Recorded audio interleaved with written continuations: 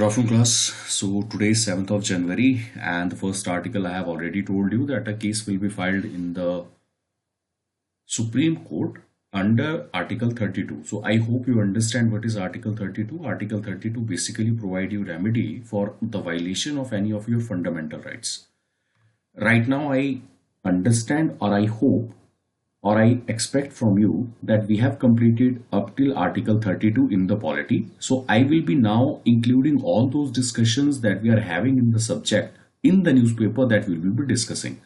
So I hope you understand what is Article 32. I hope you understand what is Article 25, Article 21 and Article 19. I will be explaining a bit of that, but if you do not know anything about them, please before starting this particular lecture, refer to the notes that has already been provided to you and do have a reading only just about the information that what does this article contain. So I was telling you that the case will be filed when we were talking about the polity lecture in the Supreme Court, and the Supreme Court will compulsory have to take into cognizance that what are the provisions that are related to the Article 25 under which the anti-conversion law of UP government has been enacted. So what is the problem in the UP government law? So the constitution, Article 25, if you say every person or every individual within the territory of India have a right to basically have a conscience, profess, propagate or promote his own religion. But when this question was asked that whether this promotion includes certain kind of fraud being committed, certain kind of coercion being committed, a forceful conversion. So the Supreme Court said that the conscience, as important as it to you, it is equally important to the other person to whom you are seeking the change of the religion. So you cannot provide anything that is related to the fraud, force, allurement or coercion of any kind if you want to implement or if you want to change a religion of another person. So if a person himself believes that he want to change his religion from Muslim to Hindu or Hindu to Muslim or from Muslim to Sikh or Sikh to Muslim, he is completely free in his own conscience. But if he is changing that particular reason in the lieu of any coercion, in the lieu of any allurement, for example, some money, some pension, some monthly income, then that cannot be accepted by the Constitution of India. Now the UP government have enacted a law and the Uttarakhand government have same enacted a law that on the basis of the change of religion solely for the marriage purposes will amount to case being filed in the court and the person be prosecuted under the law which is enacted by the UP government. So what is the procedure right now? So UP government is saying that we are not against prohibition of the intercaste marriages. Sorry, inter-region marriages. We want inter-region marriages to be promoted, but the inter-region marriages, if you are changing the religion for the purpose of marriage, that we are not allowing. The line with which the UP government is currently pleading or will be pleading in the Supreme Court of India, I am telling you, they will be telling that whenever there is a Dalit woman in a particular society, so marriage is a kind of a way in which that particular woman will be uplifted from the poverty, or the person promised them that there will be better conditions in their home. So when a girl go from the Hindu family, Dalit family to a Muslim family who is well to do, so they ensure that there is always a certain kind of allurement that is involved. अगर आप normal scenario में भी देखें तो allurement कहाँ पे नहीं है शादियों में. अब मान लीजिए कोई लड़की, she will always desire that better house will be available to him and so will be the man. ठीक है, man will also desire that the better home will be there. So allurement is always involved in a particular social contract of marriage that is currently prevalent in the society. So this is what UP government and the Uttarakhand government will be using. But the Supreme Court is bound by its previous decisions in which the Supreme Court have already said that there can only be cases in which there are certain things the individuals are completely free. Now what are these cases? So Supreme Court have recognized that cases such as dress and food, ideas and ideologies, the love and partnership, these are personal matter. In those particular matters, state has nothing or nowhere to interfere. So the lawyer from the another side who is objecting the Uttarakhand and the Uttar Pradesh against the Uttar Pradesh law, they have filed a case in the Supreme Court and they have suggested to the Supreme Court that by implementing such law, there is a direct interference of the UP government in the marriage a particular woman want to have, in the love relations and in the partnership that she want to establish. So that is now becoming a surveillance policing, and the policing is directly interfering into the individual decision. Now, this is the only question she posed to the Honorable Supreme Court. She said that government have nothing to do with my private business, what I do with my body, what I do with my food, what kind of ideas, what kind of ideologies that I have. These are my complete private rights, and the Supreme Court have to protect these rights under Article 21 of the Constitution, because that ensure the dignity and the you can say honor of a particular person. And apart from that, it is obligation on the Supreme Court to protect any of the fundamental rights, because Supreme Court is the guarantor and the protector of the fundamental rights. Please remember, a lot of people confuse between this, that whether President is the protector of the fundamental rights or Supreme Court is the protector of fundamental rights. So President is the protector of the Constitution, and the Supreme Court of India, please understand, only the Supreme Court of India is the protector of the fundamental rights, not even the High Court. The High Court can also legislate on the fundamental rights, but only the Supreme Court is the protector and the guarantor of the fundamental rights. So Supreme Court does not have any option. If somebody goes to Supreme Court and they say that my fundamental rights are being violated, you please restore me my fundamental rights. Okay? And right to marriage to the person of his or her choice is one of the fundamental rights that is guaranteed under Article 21 of the Constitution. And right to convert by own conscience, if the allurement and the certain type of fraud is not there, is his or her own choice. Okay? So if a person is converting that I want to become Muslim from tomorrow, he can do it. Nobody can stop him. He is provided this guarantee under Article 25 of the Constitution. But I hope you understand how the UP government is going to present it in the court. They are going to present it that whenever there is a marriage that of a particular Dalit woman is happening into a Muslim caste, or a particular Muslim caste is happening in the Hindu society, that is happening because of some form of allurement that the groom promises to the girl, or maybe it can be another way around, but I hope you understand. So that's how they will plead their case. However, the opposition will plead their case that marriage, why you want to put interference of state into a marriage. Okay, so that is how the question will be there. The Supreme Court also understand that it is required a more bigger deliberation and more bigger discussion. So they have accepted the case, and they have said that within the next 4 weeks, we will basically hear on this particular case and how this particular case will be further will be going out. Okay, so this is what they have said. I hope this is clear. Please important, this Article 25 is one of the biggest important article that could be asked in the prelims examination, and in the mains examination, I can assure you there will be 1 or 2 questions that will be completely based on the religious freedom. There will be one essay that will be coming in one of the mains examination that we will see. Okay, so these are some of the things that will be happening over there. So I am telling you, please focus on these particular articles. The next one is the boosting India with maritime domain awareness. Now, why this is important? So, very important philosophy by Sun Tzu. Now, who is Sun Tzu?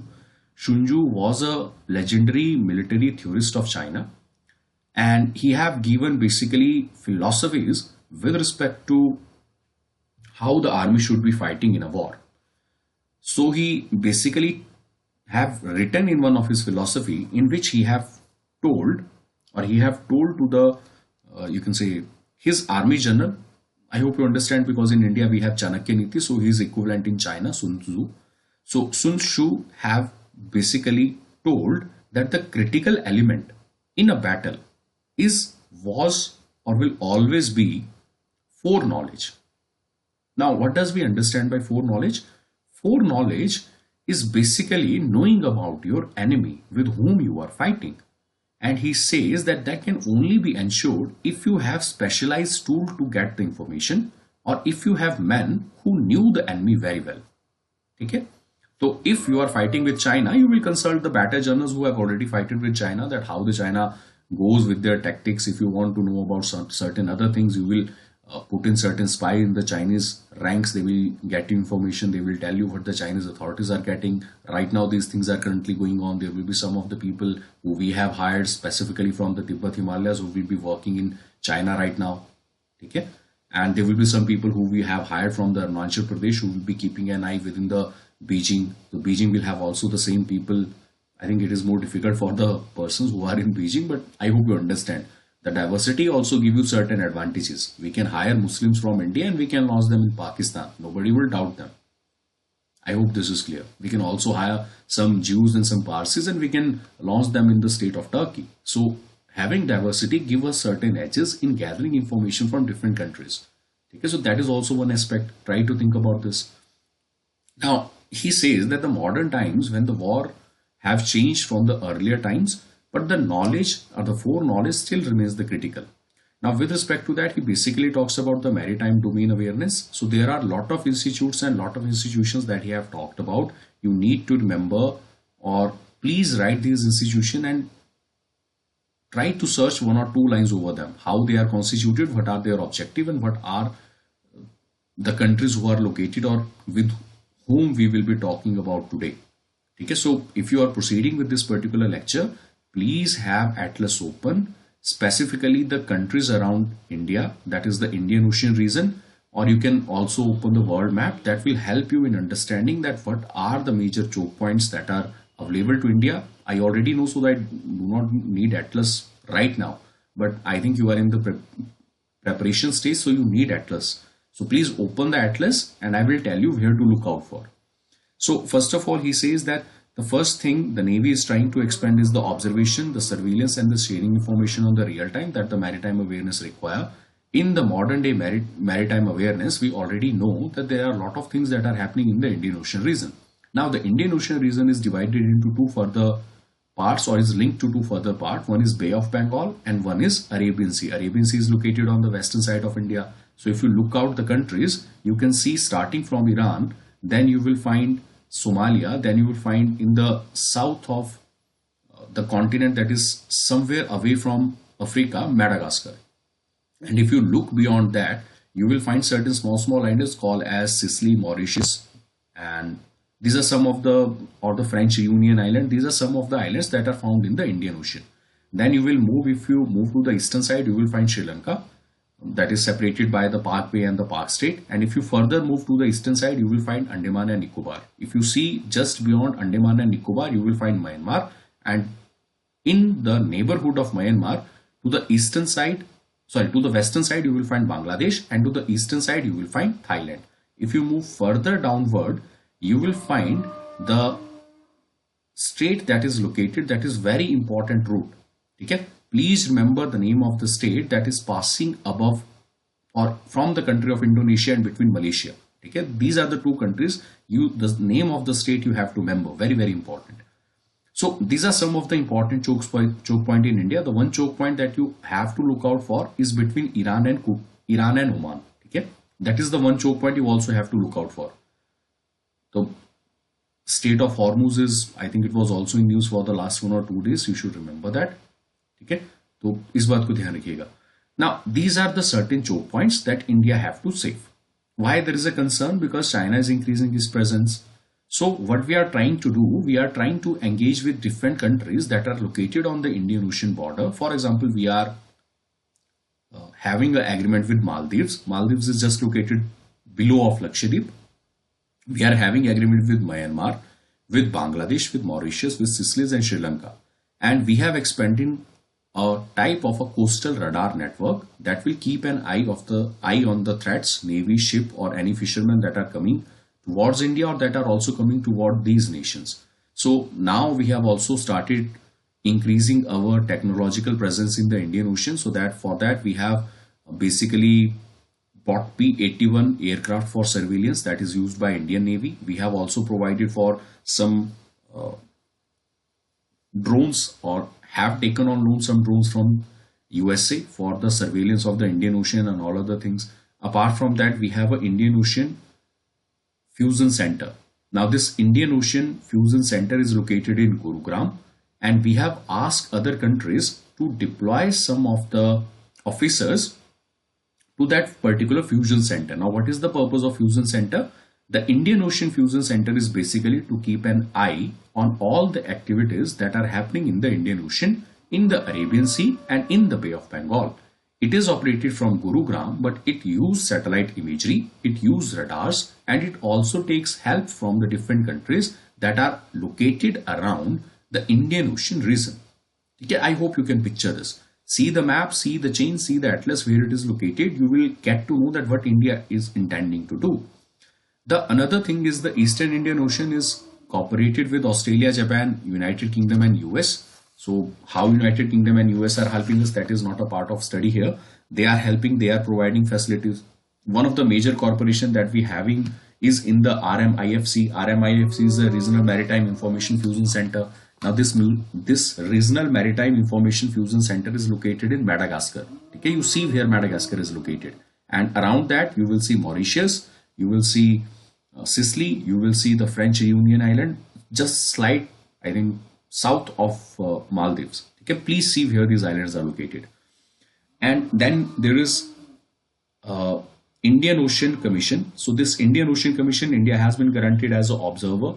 And in that particular part, the role of French government has been successful. Please remember the Indian Ocean Commission, India has been accepted as an observer country.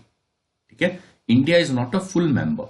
So India as an observer is basically cooperating with the 5 other nations.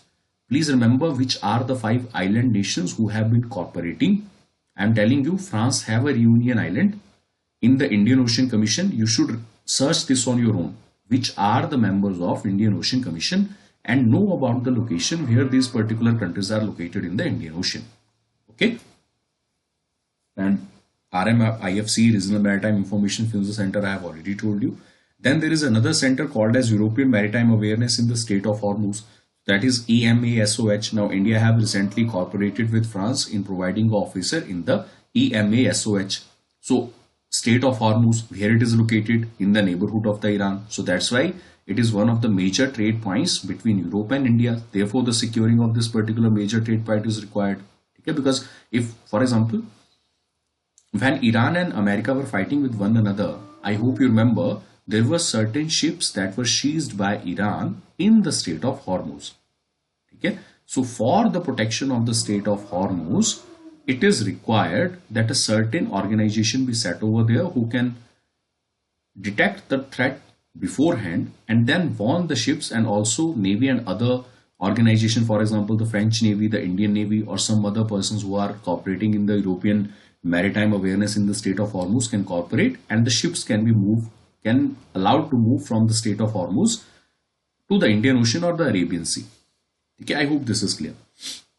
Now, India has already signed a logistic partner agreement with New Delhi in 2019. So now we can exchange certain amount of, you can say, logistical needs that we need. For example, there are 3 types of agreements that are currently prevalent in the maritime domain. The basic of these is logistics agreement. What does logistics agreement contain? The logistic agreement simply says that your ships can come to my harbor or my navy harbor, and my ships can come to your navy harbor. I will provide you fuel, I will provide you services, I will provide you food, and if anything, refilling with respect to the certain equipments that you need or certain guns and all other things that you need, I will provide you. That is a logistics agreement. Okay. The next one is the COMCASA, that is the sharing of information, and then there is other type of memorandum of understandings. So I will not talk about or explain everything about them, but I hope you understand what is logistics agreement. So we have signed with France a logistics agreement. Our ship can go over there for food supply, material and logistics. They can also come here, and India will also supply the same to them. Now, with respect to the technology, China is basically building a nuclear submarine that would be more stealthier and difficult to detect. Already they are working on a particular engine that is completely silent, and this completely silent engine could create trouble in the Indian Ocean. So India is basically focusing on the choke points, okay, because there are certain choke points in the world from where the Chinese ships can come in. So they are focusing for the detections at the choke points, okay, because we right now does not have a technology to cover whole of the Indian Ocean. Oceans are very big, so you cannot keep surveillance on all the way. Then the ocean height or the altitude, you can say, is also very high. You also cannot detect all form of Navy submarines that are working in the Indian Ocean.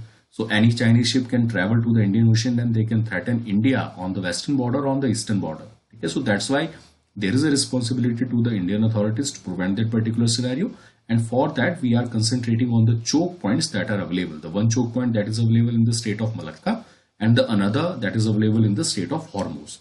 Okay? The Indian Ocean is being surveyed with the help of certain small countries, but I hope you understand what India is trying to do here.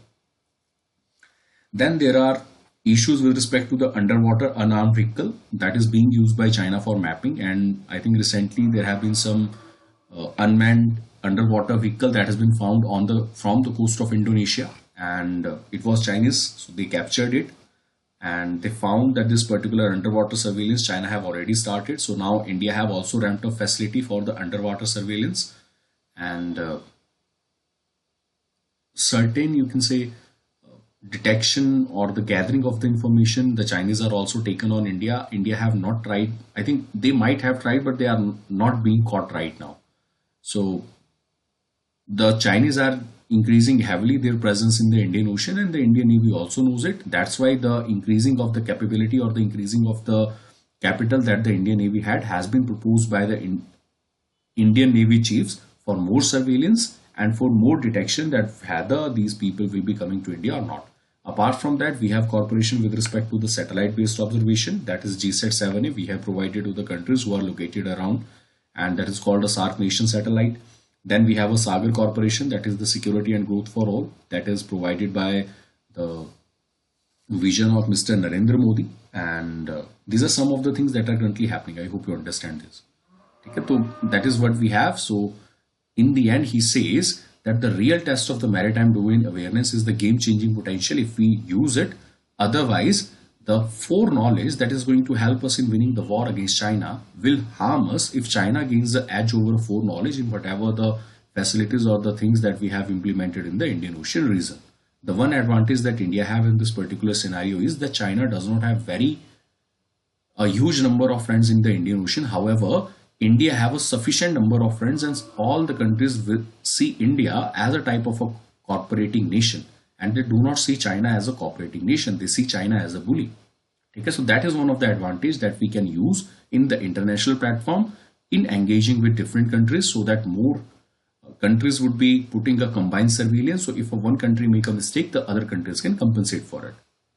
So I hope this is clear. Plus, the next one is the quagmire, that is Brexit. Now, Amir Ali, I don't know what he wanted to explain here, but he have criticized the whole form of how the Britain have exited from European Union. I will not go into this particular article that is being written.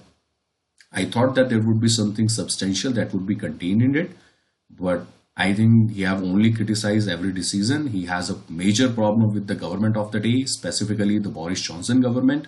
He criticized the Boris Johnson government. I have always told you, please stay away from anything that is political. Some political also have social implications. For example, the anti-conversion bill. But this particular is only a political comment, so leave this particular article. I do not know why this particular article is marked important. Chaliye, further moving on. Kerala to share cost of Sabrimala rail project. So there is a cost of 2,815 crore. 50% cost will be shared by Kerala. So this is a Sabrimala rail project that will be built up to there, and whenever the profit will be there, 50% profit will be shared between the two entities. इसको छोड़ दीजिए. Next one is the foundation stone laid for new Anubhava Mantapa. Now what is this new Anubhava Mantapa? Now there was a 12th century poet and philosopher called as Basa Vishwara. And I hope you remember last year when the election was due in Karnataka, I think there was a lot of controversy that was revolving around this particular poet called as Basa Vishwara. And even Mr. Rahul Gandhi was not able to pronounce his original name, which the BJP made mockery out of it. And in that particular part, a huge idol of spread over a land of 7.5 acre has been built. And it would be inaugurated by Prime Minister Narendra Modi, which will be dedicated to the devotees or the dedicated to the state of India. So this was proposed in 2016, and now the cost would be approximately 2,000 crore for the Karnataka Kalyan region, and this will be borne by the development board that is present over there, and which will be built in 25 acres, which will be a type of a devotion for the Lingayat and the for the Lingayat community that is situated over there. Okay? So Veershaiva Lingayat has basically, why they were in news, because earlier they have claimed that they should be designated as a separate religion. So they went to the Supreme Court and they asked to the government. So there was a particular committee that has been set up. The particular committee said that Vireshwara Lingayat are a sect of Hinduism and they are not another religion in themselves. Why they are called as Lingayat? Because they are devotee of Shiva. So they want that their bhakti should be recognized as a separate religion. But the board or the committee have denied this. So there were a lot of controversies regarding this, that why they were not recognized as a separate religious entity, why they were not recognized, or reservation was also one of the issues that they have highlighted. But these issues are now put on hold as the elections are over. I hope you remember how India functions. As soon as the elections, all caste reservation and all other things are raked up. As soon as the elections are over, nothing moves. Everything moves at a snail's pace. The next news is 12 avian flu epicenters in India. So the epicenters have increased from Rajasthan, Madhya Pradesh, Himachal, Kerala, and the sick birds are basically dying. In HP, I think you have heard the news. In the district of Karnataka, there is a ban approximately up to 5 kilometers, and there is complete ban on fishing, eating any of the things. And there have been certain incidences in which the birds who were dead, when they were eaten by the dogs from the local community, the dogs also suffered, and some dogs have died. So it is advised that none of the people, none of the person should consume meat, chicken, or any of the meat products that are available in the market for upcoming days. However, the poultry department have already issued an explanation that none of the poultry have died, but we have seen some of the poultry who have died. I think there is a particular area in Solan where someone has dumped some of the poultry, and that have actually created a concern now. Although the poultry organization or the organization of the poultry were claiming that there is nothing sort of bird flu that is happening in the poultry, so the people need not to be afraid of. But I think the worst is yet to come, so we will have to wait and see how these particular things will work in the upcoming days. The next one is this: China is surging ahead. This is said by a Niti Aayog. Now, I do not know why they present such short picture. The Niti Aayog have presented a report in which they have said that China is surging ahead, and they have compared the situation of COVID with the World War I. With the World War 1918, they have told that there were certain countries who have surged ahead in the development, and there were certain countries which took years to repair. This is a situation of COVID which is similar to the World War I 1918. Some countries are surging ahead with the development, the financial policies and the innovation policies, and some countries are not able to basically grow at the same pace and will not be growing up till in the next 3 or 4 years. So Niti Aayog have issued a warning that China is growing, and if we do not get our plans right, maybe China will soon get closer to the United States of America. There are reforms that have been performed by the Indian government, but the Niti Aayog did not provided the complete text of the report. So half report is presented, only the highlights are being discussed, and the report is still not released. So the opposition members are asking that what form of reforms is Mr. CEO Amitabh Kant of Niti Aayog is talking about. You tell us that what are the things that you have been doing, how the evaluation of the reforms has been doing. You please tell us. Okay, so that the opposition would criticize them. But Niti Aayog is not giving out the report. So we will have to again wait with another policy of Modi government of non-transparency. Next one is the science policy to boost journal access. Now what is this? This is a science, technology and innovation policy. What is the problem in India? First of all, you have to understand the problem in India is that whatever the journals or the journals that were available, the subscriptions of the journal for research purposes were very high. Approximately 1500 crore annually has been the cost of the journals that a particular entity have to pay. So now there is a proposal that if we want to accelerate in the path of innovation or in the path of technology, then the science, technology and the innovation policy need a reform or need a transformation. So if the transformation needed to be provided, then the government should take upon itself that all the journals of international or you can say national recognition that are needed by the people should be made freely available to all the institutes across the country, so that the lack of less journal is not a drawback that our people will suffer. Okay, so it will cost us somewhat larger, but the Secretary of the State have made the Secretary Department of Science and Technology, see the statement of Ashutosh Sharma, see the objective of Ashutosh Sharma. He's saying the times have changed with the future coming at us at a much faster pace. You quote this particular line in the examination. I'm telling you, extra 1 marks will be awarded to you. Okay, then please do not laugh at this 1 marks. There are 28 questions. If you get 1 marks extra in every question, you will by the end of the checking have 28 extra marks, and that is what the margin is always. Okay, that is what the margin you will have. The margin of marks between the topper and the second topper. You see the list of the first topper and the second topper of IAS. Only 20 marks are there. Only there is a difference of 20 marks. So the first person who have scored first rank and the person who have scored 100th rank is only a difference of 20 marks. So if you are able to get 28 extra marks, you are securing your first rank in the IAS examination. Please write such course somewhere.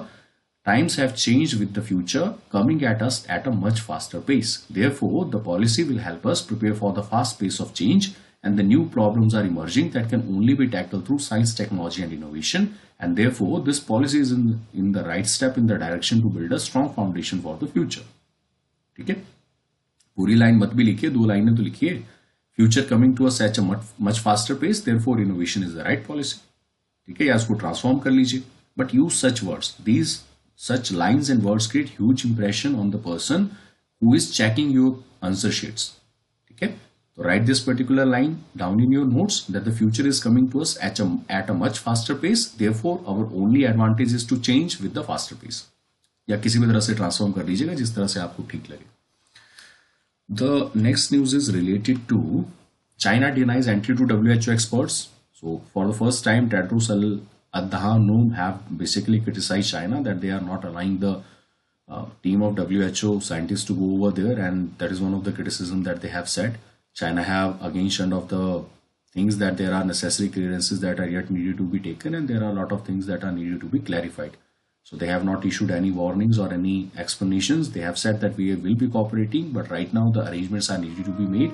This is a huge exercise, so the arrangement and the complications that are involved with respect to the origin of the virus are still needed to be ascertained, and therefore we need some time for making the proper arrangement. Basically, already I think the enough time has elapsed that cover-up can be placed or a cover-up could be provided for, but there could be some loopholes that WHO can carry out, and they can also know about from where the origin of the virus have started. The next news is service PMI signals expansion slowing, business halt hiring. So what is service PMI? Service PMI is basically in the service sector of the purchasing manager index. Now please understand, purchasing manager index is the state of the economy, or plus please understand, whenever we talk about index is a comparison to previous year, comparison within countries, comparison within nations, comparison within states, or comparison with respect to the facilities. Now, purchasing manager index is a comparison of the growth of service sector with respect to the growth that it have achieved in the last month. Okay? Now, what this purchasing manager index is saying, or how the managers view this. Understand one thing, where the managers are located in a particular company, they are located at the head of the supply chain. So managers can see that what demand they can ask for the next month, what is the demand in the previous month, and what is the demand that is currently going. Because that is how the managers work. What managers do, they forecast the demand. So if the managers are not seeing that the major consumption will be happening in the next month, they will also reduce the demand for the raw material. Okay, let's talk about the manager of Domino's. If the Domino's pizza is not working or not demanded by the people up to a very large extent, the manager of the Domino's will put in less demand for the next month. Okay? So that is what the services PMI is there. The services purchasing manager index says that although the expansion was growing, after the lockdown has been lifted, the expansion was growing, but now the expansion is slowing. Okay? So less people are eating outside. We are not up to the level. There are some people who are eating, but they are not sufficient as compared to make businesses or the growth of the businesses up to a certain level. People are avoiding contacts with the people in the service sector. They are not going to the malls. They are not going to Domino's. They are not going to Pizza Hut and all those areas. And most of the people are even preferring that the home diet should be preferred and not eating from outside. Okay, so that is how the COVID have changed. So environmentalists and all the people would be very happy. Okay, why? Because the you can say the pollution or the is being less generated. The plastic pollution is also getting reduced because most of these companies are making plastic pollutions. If you cook at home, there is less and less pollution.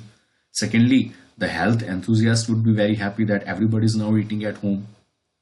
Maybe up to certain extent there will be some reasons who will be eating outside, but I think for more large over situation of the country, we can easily conclude this particular thing that most of the people now have started eating at home. Okay, the home cooked meal they prefer, which they can wash so that no concerns of the COVID can be present in the families or no person could be infected. The next one is the SEBI moves anti-norm to set up stock exchanges. Now, in that particular part, they have talked about market infrastructure institutions. So these are institutions who basically talked about the market infrastructure, how they will be performing. First of all, you have to remember SEBI is a Security Exchange Board of India. So everything that is in the form of bond, any bond that is issued is maintained by SEBI.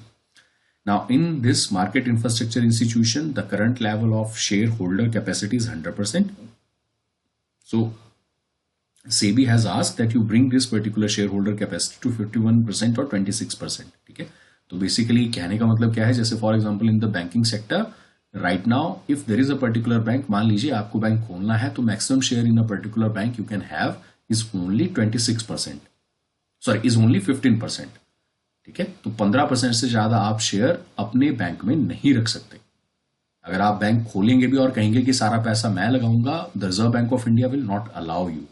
This is the same situation with SEBI. SEBI is saying that if you want to have a market infrastructure institutions, that is, you want to sponsor the market by providing them with loan for creating infrastructure, the maximum share you can have in the market infrastructure institution is right now 100%, but it needed to be reduced up to 51%, and within 10 years it needed to be reduced up to 26%.